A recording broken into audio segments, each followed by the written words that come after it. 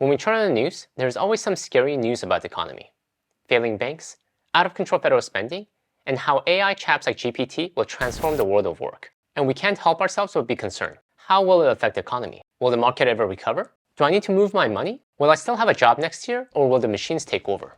So in order to help alleviate some of these concerns, in today's video, I'm going to review the 5 strategies to help you best navigate uncertainty with confidence. Hi, if you're new to the channel, my name is Tay from Financial Tortoise, where we learn to grow our wealth slow and steady. The first strategy to navigate uncertainty with confidence is to ask the core question: what has truly changed? What has actually changed about the world in the past week or the past month? And most importantly, does any of it affect my financial goals? Let's take a look at the most recent bank collapses: Silicon Valley Bank and Signature Bank. Both banks had an impressive set of clients from venture capital firms and the real estate world. Clients who we all assume understand money and economic cycles well, given their occupation. However, when cracks started to show, many of them were the first ones to yank their money out of the bank and run for the hills, while encouraging others to do the same. In order to manage the panic, regulators were forced to step in, making the decision to make depositors of these two failed banks whole, not just within the $250,000 limit that the FDIC normally covers, but for every last dollar. The news outlets went crazy reporting on these banks, but let's pause and think about what actually happened and what changed with this event. What was most obvious to me was that the management team of these two banks made some terrible financial decisions that led them to their collapse. Afterwards, some very rich individuals got publicly agitated. Then the market reacted as they always do when there's unsettling news. Finally, the regulators stepped in to manage the situation. All interesting news, but in the big picture of things, nothing really changed for individuals like you and I. Unless your checking account was with one of these banks, your day-to-day finances didn't really change. Some rich folks got really agitated, but who really cares, right? And though the stock market reacted as they always do, if you're a long-term buy and hold investor, it didn't really affect your long-term investments. Maybe if you have more than $250,000 at a bank, you might want to consider spreading out across different banks to mitigate your risk. But such situations, I'm guessing, are far and few in between. The bottom line is we should ask ourselves this question whenever we're bombarded with seemingly alarming headlines. Has anything happened drastically to change my financial situation or my financial goals? My guess is that the answer is no. However, if you still think these are big news and we should still be concerned about their ripple effects, let's talk about a second strategy. The second strategy to navigate uncertainty with confidence is to recognize and accept that we don't know. We don't know the real implication of the latest market event and what the future holds. As investors, and even just as individuals, we long for definitive answers to complex questions about the future. Will the stock market rise or fall? Will the economy thrive or flounder? Will AIs take over the world? And to these questions, we have an endless list of individuals who believe, or most likely pretend, that they can see what the future holds. We have smooth-talking market strategists from Wall Street who confidently predict the precise percentage rise of the stock market. We have equity analysts who provide quarterly earning estimates for the companies they cover, feeding the illusion that profits are consistent and predictable. And we have TV personalities and financial journalists who claim with a straight face to know what the latest market fluctuations mean for investors. John Kenneth Galbraith, a Canadian-American economist, is known for saying this about market forecasters. We have two classes of forecasters: those who don't know and those who don't know that they don't know. The honest truth is that even the smartest individuals don't know what the future holds. Smooth-talking market strategists have no idea whether the market will go up or down. Equity analysts will be better served acknowledging that the real profits are actually lumpy and erratic. And don't get me started with TV personalities. T. Rowe Price, the founder of Baltimore-based investment firm, as you can guess the name, T. Rowe Price, wrote an essay in 1937 titled "Change, the Investor's Only Certainty." Struggling to understand the geopolitical situation in the 1930s, Price wrote this about Hitler's rise to power and Germany's intention of Europe.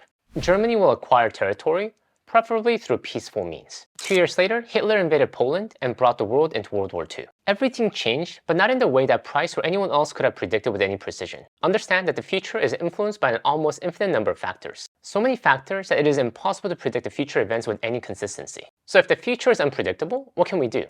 Let me start out with what we shouldn't do. The third strategy to navigate uncertainty with confidence is to not make reactive financial decisions based on what we think is happening in the market, or what we think will happen. The knee-jerk reaction to the news of failing banks is to immediately withdraw our money and hide it under our mattress. Or with any news of inflation, move all our money to inflation-beating assets. Or how about AIs taking over the world? We should probably put in our notice tomorrow and buy a cabin in the mountains because computers are taking over the world, right? But be very careful about making quick, reactive decisions, especially based on bits and pieces of news that we hear through the grapevines. Because what will happen is if we start making life and financial decisions based on biases, hunches, emotion, and vague fears about the future.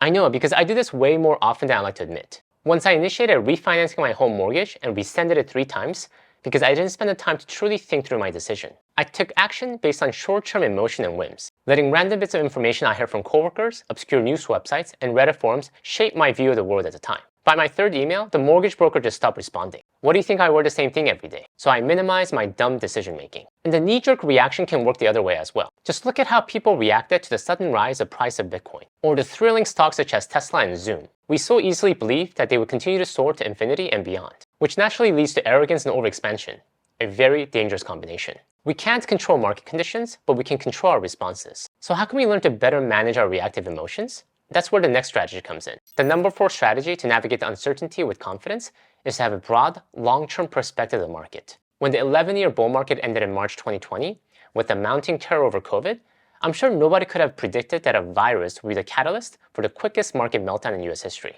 The S&P 500 plunged by close to 34% in less than a month. But when you have a broad, long-term perspective of the market, you realize that almost everything is cyclical. The future may be unpredictable, but this recurring process of boom and bust is quite predictable. For example, the economy ebbs and flows. Our spending increases and decreases.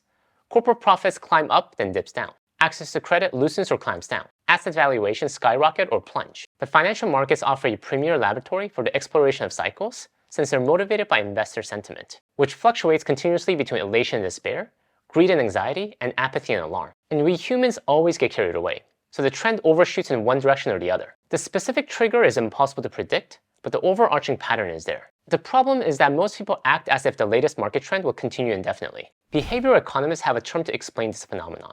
It's called recency bias, a tendency to overemphasize the significance of our recent experience over our longer-term ones. My favorite soccer team just won last 3 games, so they should definitely win the next game, right? Statistically, they have a 50-50 chance of winning the next game, but we can't help but believe this. We can't help ourselves but superimpose our latest experience to the next one. However, when we have a broad, long-term perspective, it helps us to see the current financial or economic news with a new perspective. Just because Argentina won the last World Cup doesn't mean they would surely win the next one. We'll never know for certainty who will win the World Cup in 2026.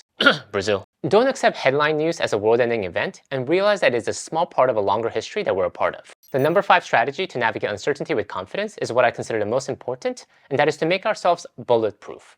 Based on earlier points, we don't know what the future holds. There are just so many variables and factors, and there's no way we'll know which one will trigger the market one way or the other. And against such an unpredictable future, it's easy to feel helpless. We don't know what the future holds, so what can we do?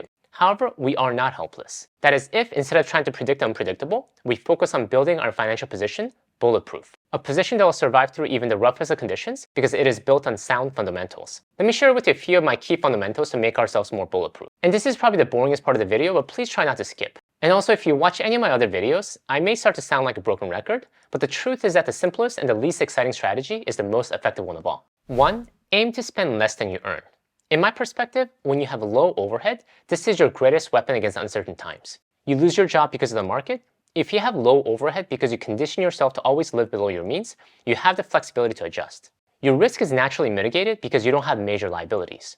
2. Develop a strong aversion to debt. This is not a popular stance, but I firmly believe that debt is not a wealth-building tool. It is a financial tool, but it is not your friend. For most people, it actually acts as a wealth destroyer. Debt by nature enables us to buy more, and this increases our lifestyle. And in the long run, it keeps us enslaved to debt obligations. I don't want to go on a rant here, so if you'd like to learn more about why I disdain debt, please check out my video here. 3rd, use a simple, broad market index fund as your primary wealth-building tool. Too many people get too fancy with their investments too quickly. Yes, there are times for dabbling in interesting investments like real estate syndication, angel investing, and alternative assets. However, these all come after one has built a strong foundation of wealth. Wealth based on very boring and very simple broad market index funds. There is just so much power to holding a giant basket of just about every US stock that people underestimate. Scared of failing banks? When you're holding 4,000 plus stocks in your portfolio, your risk is naturally mitigated by diversification.